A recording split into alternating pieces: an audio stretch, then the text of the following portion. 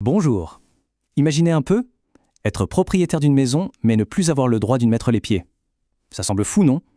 Eh bien, c'est exactement le paradoxe que décortique l'enquête du livre Propriétaire volé, squatter protégé. On va plonger dans cette controverse qui secoue les bases mêmes du droit de la propriété en France. Pour entrer dans le vif du sujet, il suffit d'écouter cette phrase. C'est une citation choc. Pensez-y une seconde. Entendre ça de la bouche des forces de l'ordre. Pour Karine Lelouch, ça a été le début d'un cauchemar bien réel. Et cette phrase, elle expose à elle seule l'incroyable paradoxe qu'on va analyser. Et ce cauchemar, il se termine par un verdict qui a de quoi laisser pantois, une peine de prison avec sursis et l'obligation de dédommager la personne qui occupe illégalement sa propre maison. La question qui vient tout de suite à l'esprit, c'est « mais comment est-ce possible ?» Pour le comprendre, il faut revenir en arrière au tout début de cette histoire, l'histoire personnelle qui a mis le feu aux poudres. Voilà les faits, bruts, tels que le livre les rapporte. Karine Lelouch hérite, mais trouve la maison déjà occupée. Les serrures ont été changées, l'eau, l'électricité sont au nom de l'intrus. La police lui dit qu'elle ne peut rien faire. Alors à bout, elle prend une décision radicale. Et c'est là que tout bascule. De victime, elle devient accusée, poursuivie pour association de malfaiteurs, simplement pour avoir tenté de récupérer son bien. Ce cas, aussi choquant soit-il, n'est pas juste un fait divers malheureux. Selon l'ouvrage, c'est le symptôme de quelque chose de bien plus profond, une défaillance de tout le système juridique et administratif. C'est la question centrale que le livre cherche à résoudre. Et la réponse, elle se cache dans un véritable labyrinthe de lois et de procédures qui, au lieu de protéger la propriété, finissent parfois par protéger celui ou celle qui la viole.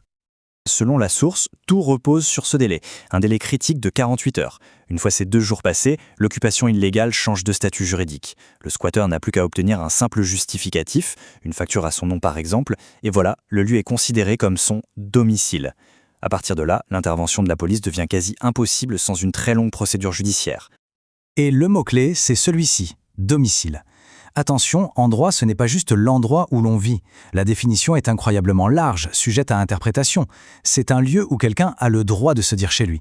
C'est cette ambiguïté qui crée une énorme faille dans laquelle les squatteurs peuvent s'engouffrer et qui paralyse tout le système. Ce tableau résume parfaitement l'argument central du livre. D'un côté, on a l'occupation illégale. C'est un délit, mais d'après l'auteur, les peines sont très rarement appliquées avec fermeté.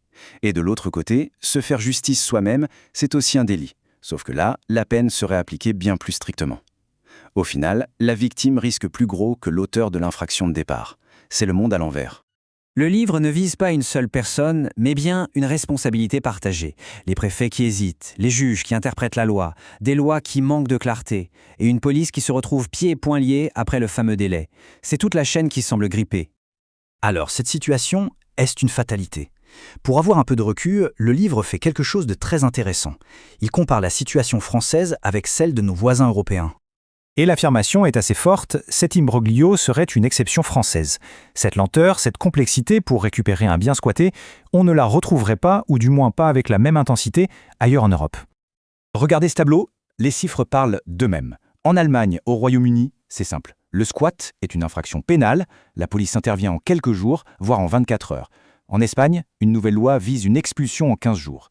Et en France, la procédure peut prendre jusqu'à 18 mois, parfois plus. Le contraste est saisissant. Mais le livre ne se contente pas de faire un constat. Face à cette situation, il propose toute une série de réformes, des réformes assez ambitieuses pour changer complètement le système. Mais avant de parler des solutions, il faut avoir ce chiffre en tête. 2 900 000. Selon les sources citées dans le livre, c'est le nombre de logements vacants en France. Un chiffre énorme qui pèse lourd dans ce débat. Et c'est là que ça devient vraiment intéressant. Au lieu de voir ces logements vacants comme une partie du problème, le livre suggère qu'ils pourraient en fait être la clé de la solution. La logique est la suivante, c'est un cercle vertueux.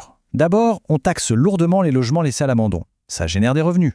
Ensuite, cet argent alimente un fonds pour dédommager les propriétaires victimes de squat. Et du coup, l'État, qui doit payer ces indemnités, a tout intérêt à ce que les expulsions soient rapides et efficaces pour limiter ses propres dépenses.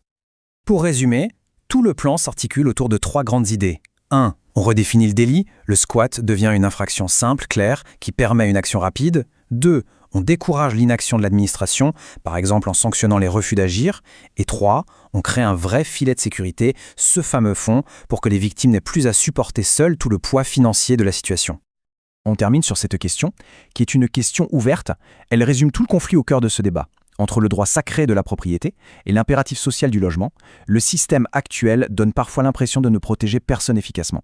Il laisse des propriétaires démunis et en même temps des centaines de milliers de personnes sans logement décent. C'est une réflexion qui au final dépasse largement le simple cadre juridique.